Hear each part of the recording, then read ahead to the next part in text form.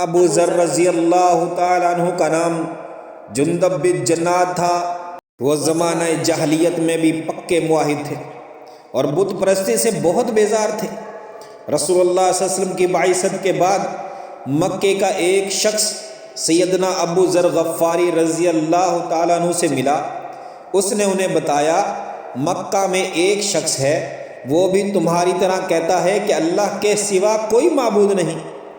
سیدنا ابو ذر غفاری رضی اللہ تعالیٰ عنہ کو جب ادھر ادھر سے رسول اللہ صلی اللہ علیہ وسلم کے متعلق خبریں ملی تو انہوں نے اپنے بھائی انیس سے کہا مکہ جاؤ اور ان صاحب کے بارے میں معلومات لے کے آؤ جو نبی ہونے کے مدعی ہیں اور کہتے ہیں کہ میرے پاس آسمان سے خبریں آتی ہیں، ان کی باتیں پوری توجہ سے سننا، پھر مجھے آ کے بتانا۔ ان کے بھائی مکہ گئے، انہوں نے رسول اللہ صلی اللہ علیہ وسلم کے ارشادات سنے، پھر واپس آ کر حضرت ابو ذر غفاری رضی اللہ تعالیٰ عنہ کو بتایا کہ میں نے انہیں دیکھا ہے، وہ لوگوں کو اخلاقیات کی تعلیم دیتے ہیں، میں نے ان سے جو کلمات سنا وہ شاعری نہیں۔ یہ بات سن کر ابو ذر غفاری رضی اللہ تعالیٰ عنہ نے کہا جس مقصد کے لیے میں نے تمہیں بھیجا تھا اس کے بارے میں میری پوری تشفی نہیں ہوئی۔ سیدنا ابو ذر غفاری رضی اللہ تعالیٰ عنہ نے زاد سفر باندھا، پانی سے بھرا ہوا ایک مشکیزہ لیا، مکہ جا پہنچے، مسجد الحرام میں حاضری دی اور نبی کریم صلی اللہ علیہ وسلم کو تلاش کرنے لگے۔ ابو ذر غفاری رضی اللہ تعالیٰ عنہ نبی کریم صلی اللہ علیہ وسلم کو پہچانتے نہیں تھے۔ رات کا کچھ حصہ بیت گیا، ابو ذر غفاری رضی اللہ تعالیٰ عنہ لیٹے ہوئے تھے۔ حضرت علی مرتضیٰ رضی اللہ تعالیٰ عنہ نے انہیں اس حالت میں دیکھا تو سمجھ گئے یہ کوئی مسافر ہے۔ علی رضی اللہ تعالیٰ عنہ نے اس سے کہا میرے گھر پر چل کر آرام کیجئے۔ ابو ذر غفاری رضی اللہ تعالیٰ عنہ ان کے پیچھے پیچھے چل دیے۔ دونوں میں کسی نے بھی باہم جان پہچان کی کوئی بات نہیں کی۔ رات آرام سے گزر گئی، صبح ہوئی تو ابو ذر غفاری رضی اللہ تعالیٰ عنہ نے اپنا مشکیزہ اور توشہ اٹھایا اور خاموشی سے مسجد الحرام میں آگے۔ یہ دن بھی حسب سابق جیسے پہلے دن گزرا تھا ویسے ہی گزر گیا۔ ابو ذر غفاری رضی اللہ تعالیٰ عنہ نبی کریم صلی اللہ علیہ وسلم کو نہ دیکھ پائے۔ شام ہوئی تو سونے کی تیاری کرنے لگے۔ علی مرتضیٰ رضی اللہ تعالیٰ عنہ پھر وہاں سے گزرے اور دیکھا کہ ابو ذر غفاری رضی اللہ تعالیٰ عنہ وہیں پر لیٹے ہوئے ہیں۔ سمجھ گئے کہ یہ شخص ابھی اپنی منزل تک نہیں پہنچ سکا، وہ انہیں پھر ساتھ لے آئے۔ آج بھی دونوں نے باہم کوئی بات چیت نہ کی، نہ حضرت ابو ذر غفاری نے بتایا کہ میں کون ہوں اور مکہ کیوں آیا ہوں، اور نہ حضرت علی مرتضیٰ رضی اللہ تعالی عنہ نے پوچھا کہ تمہارے یہاں آنے کا مقصد کیا ہے۔ تیسرے دن بھی یہی ہوا۔ علی مرتضیٰ رضی اللہ تعالی عنہ انہیں اپنے ساتھ لے کر چل پڑے۔ چلتے چلتے انہوں نے حضرت ابو ذر غفاری رضی اللہ تعالی عنہ سے پوچھا آپ یہاں کس کام کے لیے آئے ہیں؟ ابو ذر غفاری رضی اللہ تعالیٰ عنہ نے کہا اگر آپ میری رہنمائی کا وعدہ کریں تو میں سب کچھ بتا دوں گا۔ علی مرتضیٰ رضی اللہ تعالیٰ عنہ نے وعدہ کر لیا تو انہوں نے اپنی آمد کا سبب بتایا۔ حضرت علی مرتضیٰ رضی اللہ تعالیٰ عنہ نے کہا بلا شبہ حضرت محمد صلی اللہ علیہ وسلم اللہ کے سچے رسول ہیں، آپ صبح میرے پیچھے پیچھے چلے آئیں۔ اگر راستے میں کوئی خطرے والی بات پیش آئی تو میں پیشاب کرنے کے ہیلے سے ٹھہر جاؤں گا، تم میرا انتظار نہ کرنا، چلتے رہنا۔ جب میں پھر چلنے لگوں تو میرے پیچھے پیچھے آنا تاکہ کوئی یہ نہ سمجھ سکے کہ ہم دونوں ساتھ ساتھ ہیں۔ اس طرح سے جس گھر میں قدم رکھوں تم وہاں بھی داخل ہو جانا۔ ابو ذر غفاری رضی اللہ تعالی عنہ حضرت علی مرتضیٰ رضی اللہ تعالی عنہ کی ہدایت کے مطابق ان کے پیچھے پیچھے چل دیے، حتیٰ کہ نبی کریم صلی اللہ علیہ وسلم کی خدمت میں پہنچ گئے اور اسلام قبول کر لیا۔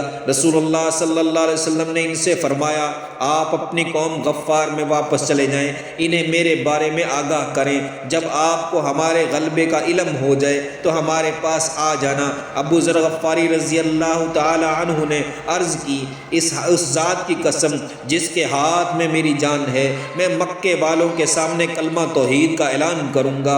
حضرت ابو ذر غفاری رضی اللہ تعالی عنہ رسول اللہ صلی اللہ علیہ وسلم کے پاس سے اٹھے، مسجد حرام میں آئے اور بلند آواز سے اعلان کیا، میں گواہی دیتا ہوں کہ اللہ کے سوا کوئی معبود برحق نہیں اور محمد صلی اللہ علیہ وسلم اللہ کے سچے رسول ہیں۔ سیدنا ابو ذر غفاری رضی اللہ تعالیٰ عنہ کا اعلان حق سنتے ہی مشرکین کا مجمع ان پر ٹوٹ پڑا اور انہیں مار مار کر زمین پر گرا دیا۔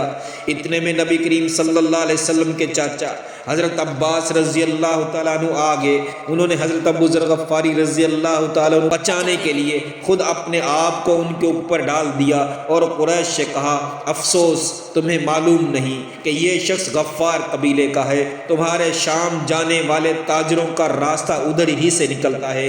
انہوں نے اس طرح انہیں مشرکین کو زد سے بچایا۔ ابو ذر غفاری رضی اللہ تعالی عنہ دوسرے دن پھر مسجد الحرام میں آئے اور اپنے اسلام کا دہل اعلان کیا۔ مشرکین پھر ان پر ٹوٹ پڑے اور مارنے لگے۔ اس دن بھی حضرت عباس رضی اللہ تعالیٰ عنہ نے انہیں بچایا۔ سیدنا ابو ذر غفاری رضی اللہ تعالیٰ عنہ کی نمایاں خصوصیات ان کی حق گوئی، بے باکی، راست بازی تھی۔ نبی کریم صلی اللہ علیہ وسلم نے فرمایا، کسی ایسے شخص پر آسمان سایہ فگن ہوا، نہ زمین اس کے فرش راہ بنی، جو ابو ذر سے زیادہ سچا ہو۔ ایک دوسری روایت میں ہے کہ غزوہ تبوک کے سفر کے دوران ابو ذر غفاری رضی اللہ تعالیٰ عنہ کا اونٹ سست پڑ گیا۔ انہوں نے اپنا سامان اتارا، پشت پر لادا اور پیدل ہی رسول اللہ صلی اللہ علیہ وسلم کے پیچھے چل دیے۔ نبی کریم صلی اللہ علیہ وسلم کسی منزل پر ٹھہرے تو ایک مسلمان نے دور سے دیکھا کہ ایک شخص اکیلا پیدل چلا آ رہا ہے۔ اس نے نبی کریم صلی اللہ علیہ وسلم کو اطلاع دی۔ آپ صلی اللہ علیہ وسلم نے فرمایا، کن ابا ذر، اللہ کرے ابو ذر ہو۔ جب وہ قریب پہنچا تو پتہ چلا کہ ابو ذر ہی ہیں۔ رسول اللہ صلی اللہ علیہ وسلم نے فرمایا، اللہ ابو ذر پر رحم کرے، یہ اکیلا چلتا ہے، اکیلا ہی فوت ہوگا اور اکیلا ہی اٹھایا جائے گا۔ چنانچہ ایسا ہی ہوا۔ ابو ذر غفاری رضی اللہ تعالی عنہ حضرت عثمان غنی رضی اللہ تعالیٰ عنہ کے دور میں وہاں ان کا ساتھ ان کی بیوی اور غلام کے سوا کوئی نہیں تھا۔ انہوں نے وصیت کی کہ جب میں فوت ہو جاؤں تو غسل اور کفن کے بعد میری میت راستے میں رکھ دینا، اور جو قافلہ سب سے پہلے گزرے اس سے درخواست کرنا کہ انہیں دفن کرنے میں ہماری مدد کرو۔